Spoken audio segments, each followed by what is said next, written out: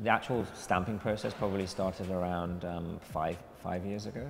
I made a series of drawings, 21 drawings, made with words and made onto rubber stamps. And I would come into the studio and blank piece of paper, and at the time I was going through a very sort of emotional sort of journey. I lost my mother, and we lost a baby in sort of the first sort of 8 months of the pregnancy.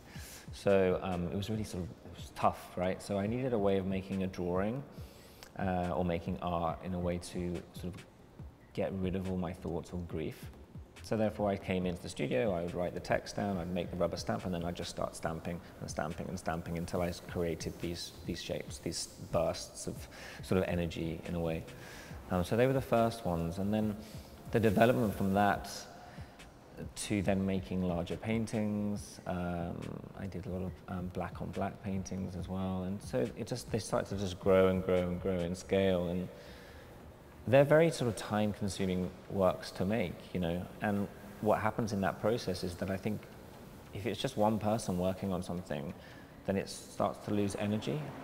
And I feel like, you know, you're sort of doing it over and over again. You sort of, you know, you can lose yourself, or you can become slightly in a trance when you're making them, and that's when the energy starts to stop. So I quite like the rotation of different energies within using people in the studio to just sort of keep going, right? To keep giving it an energy. I think you can see it. It starts to sort of be alive. And the show, the rest of the show as well, you know, you have the photographs in the front room, and then some photographs downstairs as well. And this was the sort of first time, and the reason I sort of called the show Overture as well was because it sort of did give, it feels like a start in a way, even though, like, you know, I've been an artist showing for the last 12 years. Lots of different shows. I really feel like now it's a really good, important part where all these different elements of my practices are coming together. Like the photographic practice, that deception of what a painting is and what a photograph is, using paint before I even take the photograph of the canvas to then layer them up. And then this is the sort of body of work where I've really developed a sort of a strong technique in terms of creating these.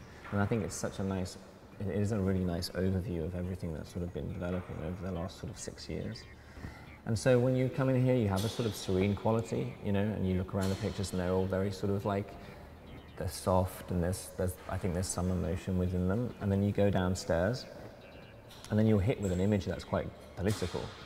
So then the message for the entire show suddenly switches, you know. It's like no longer sort of this calm, serene thing. It's like, you know what? This is what it's about.